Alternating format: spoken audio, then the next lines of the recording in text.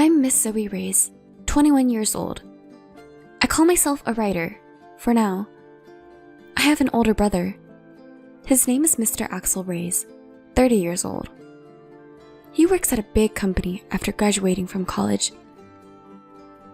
Our parents passed away in a car accident when I was in 9th grade. I fell into depression from the shock and became a hermit. As a result, I couldn't go to high school. Afterward, I went to a doctor and recovered, thanks to my brother's help. When our parents died, my brother had just started working after graduating from college. He faced a tough situation right away, but took care of me, even helping with the housework. I decided to start doing what I could, little by little, like cleaning my room, the house, and then laundry and cooking, regaining my daily life with my brother's help. Now, we live together in the house our parents left behind. We split housework, but since I mainly work from home, I'm in charge of preparing meals and shopping. Going out for groceries is a nice change of pace. I also find cooking enjoyable, coming up with menus and following recipes. So, I'm good at cooking. When I was a hermit, my brother bought me a laptop. "Take a look at the unknown world with this," he said, and I explored various worlds on the internet. I started wanting to visit places I found in photos and videos on video sharing sites and forums, and my brother took me there, or I went alone. Without my brother's support, I might still be a hermit. Eventually, I learned about remote work. Gradually, I began working and had more chances to go out, returning to a normal life. After our parents passed away, my brother became like a parent to me. He's both kind and strict, a person with a good balance. He studied hard, which is why he was able to get a job at a big company after attending a national university. 7 years have passed since he joined the company, and now he is a team leader. There was a change in my brother. He had always been shy around women, but as his friends got married one after another, he finally started dating someone he met through a friend's introduction. 2 years later, she proposed and they decided to get married. One day, he invited me to meet someone over dinner. It was a Japanese-style restaurant. My brother shyly introduced the woman who would become my sister-in-law. Her name is Miss Nora Reyes. She graduated from the same university as my brother and is 2 years younger. She works as an office lady at a major food company. Her wavy, semi-long hair makes her look older than her age. "Nice to meet you. I'm Zoe, the sister. Please take care of my brother." "Likewise. I'm Miss Nora Reyes. You're such a cute sister. I always wanted a sister, so I'm really happy you'll become one," she said with a smile. She wore slightly heavy makeup, but she seemed like a lovely woman. Then, she asked about me. "Since Axel went to a good university, I assume you graduated from a decent one too, Zoe?" My brother answered for me. "Well, actually, Zoe didn't go to college. When our parents died in an accident, she was in 9th grade. She struggled with her mental health. It took her some time to recover. Of course, she can live a normal life now." "What? She was sick in 9th grade? So she couldn't attend high school either?" Nora seemed very surprised and pressed further. I added to my brother's explanations, since it was about me. "Yes, that's right. I caused trouble for my brother because of my illness. But thanks to him, I was able to recover. No amount of gratitude is enough for what he did." "I see. I understand now. Nora, my brother may look a bit older because of his struggles, but he has a great personality. Please look beyond appearances." "What are you talking about?" I tried to lighten the mood with a joke since the conversation became serious, but Nora didn't laugh. At the time, I thought Nora was moved by what my brother had done for me. From what I heard, Nora's parents both graduated from prestigious universities, and their entire family had attended college. Naturally, they had excellent grades and worked at well-known companies, with many in professional roles like doctors and lawyers. They were an impressive family. Nora's father was an executive at a major publishing company, and her mother was the president of a local women's association. Hearing that, I thought my brother was going to join a great family. Busy with work, my brother steadily prepared for the wedding. Seeing him happy made me happy too, and I helped out with various tasks. One day, I received a call on my smartphone. I was a little nervous about answering a call from an unknown person, but the number was displayed, so I answered. "Who is this?" "Zoe, I'm Nora's mother. Nice to meet you." To my surprise, the caller was Nora's mother, who would become my mother-in-law. "What can I do for you?" Feeling anxious, I asked, and she replied, "I heard from Nora the other day that you didn't attend high school and only graduated from middle school." I didn't know what she wanted to say, but I answered honestly. Yes, when my parents died in an accident, I suffered from mental health issues, and it took me a long time to fully recover. That's why I couldn't go to high school." "I sympathize with your situation, but the fact remains that you only have a middle school education, right?" "Yes." "I see. I have a favor to ask. Could you please not attend Axel and Nora's wedding ceremony? Actually, don't attend." "What do you mean?" I was taken aback by the sudden, outrageous request. "Axel and Nora both graduated from top universities, and my husband and I also graduated from college. Of course, all our relatives have college degrees." "Yes? What about it?" "You're not very smart, are you? No wonder you only finished middle school." With a sigh, my mother-in-law continued the conversation. "You see, as I mentioned earlier, our family is made up of elites. Graduating from college is a given, and we hold prestigious jobs like executives at big corporations, doctors, lawyers. These are the kind of impressive people attending the wedding."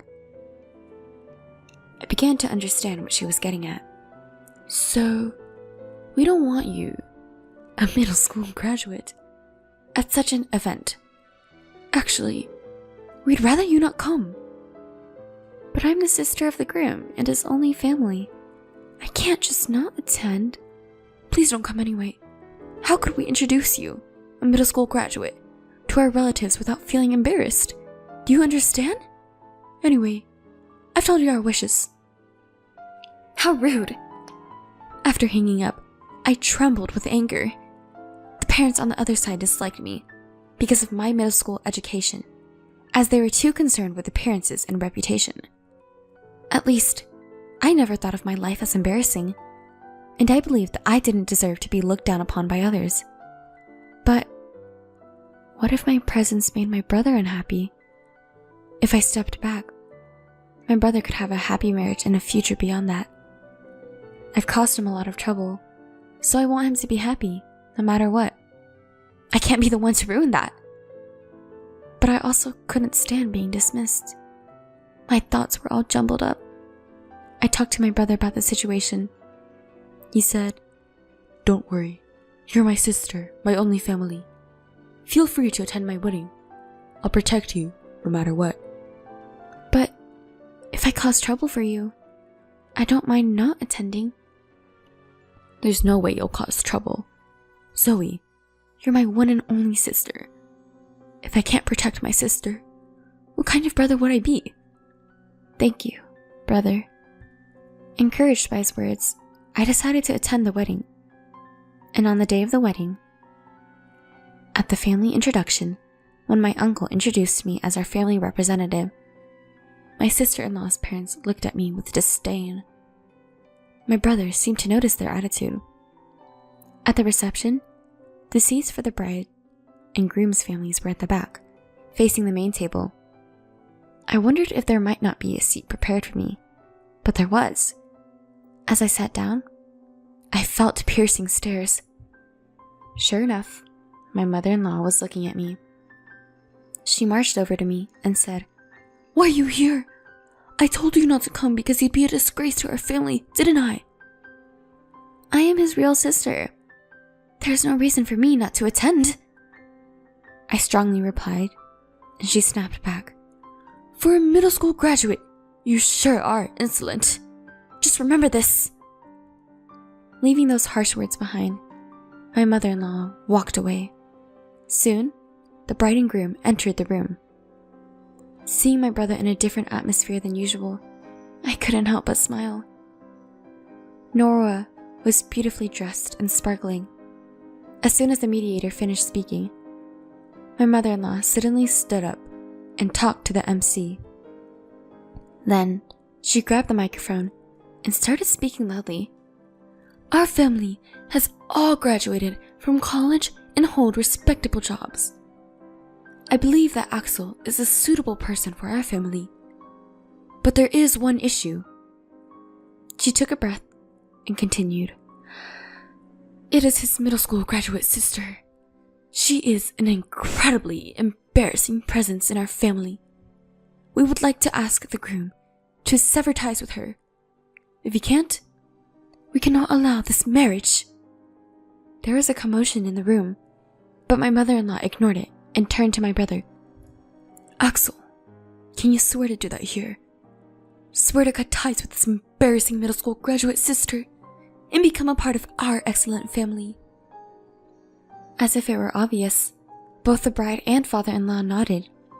Then, with a triumphant look, she handed the microphone to my brother. Taking the microphone, my brother took a deep breath and answered, "Indeed, my sister is a middle school graduate, but she is my only blood relative, my family, since our parents have passed away. I can't sever ties with her. I apologize to all of you who have attended today, but I will cancel the marriage and consider this relationship with this family as non-existent. This is my answer." With that, my brother slammed the microphone down on the table and came straight to me. With a refreshed smile, he spoke to me. "Zoe, I'm sorry for causing trouble. There's no need for us to be here. Let's go home." Later, I heard from the relatives who attended that the reception was canceled because the groom left halfway through. The bride burst in tears, and her parents were scolded by the relatives and had to apologize on their hands and knees. They were also forced to return the gift money. Later, my uncle contacted my brother. He said that although his attitude at the reception wasn't praiseworthy, he would have severed ties with him if it had continued.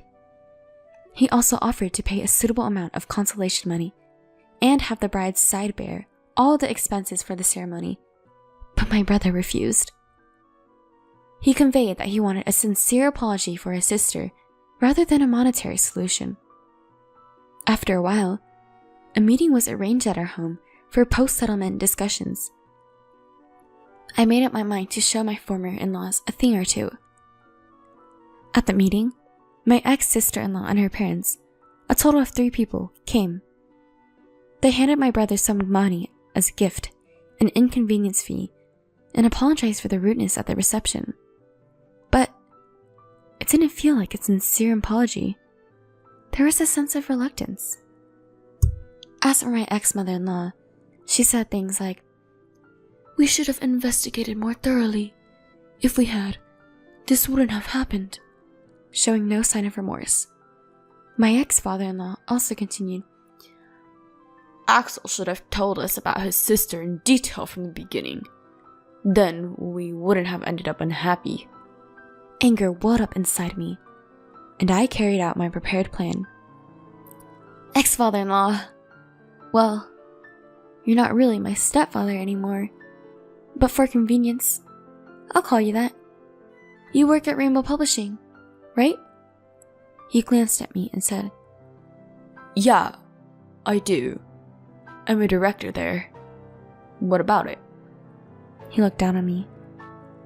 I work with Rainbow Publishing, but I can't bring myself to like a company where you are. I want to terminate the contract. Is that all? I don't care. There are plenty of workers. It won't have any impact. Understood. I'll quit immediately. And I'll sign a contract with your rival company. Go ahead. Do as you please. With my ex-father-in-law's arrogance and my peripheral vision, I called the editor at Rainbow Publishing and informed them about the contract termination. There was a commotion on the other end of the phone, but I only conveyed what I wanted to say and hung up. Then, I called the rival company and told them I wanted to proceed with the contract. Even after my call, my ex-father-in-law remained smug. My brother, unable to grasp the situation, looked around nervously. Eventually, a call came to my ex-father-in-law's smartphone. Hello? It's me. Yeah. What? The president? What's going on? Then, he suddenly whispered, and his face turned pale. After finishing the call, my ex-father-in-law turned to me and said, Are you the popular author? Yes, Ray? Well, yeah. Yes, Ray is my pen name for light novels. So what? So, you mean our president said a popular author is breaking the contract with us, and it's my fault? I just asked you if it was okay to terminate the contract. And you said it didn't matter. That's all there is to it. I said it calmly. You're an elite, right? Isn't it embarrassing for you to deal with a middle school dropout like me? I'm sorry. I apologize. But can you reconsider terminating the contract? Seeing my father-in-law's sudden change in attitude, my ex-sister-in-law asked curiously, "Why would you be so humble to a mere middle school dropout girl?" Idiot! You're our publishing house's top author. If you leave, the damage to our company would be enormous. The president told me to take responsibility. At this rate, I'll be demoted. What? Really? Yeah.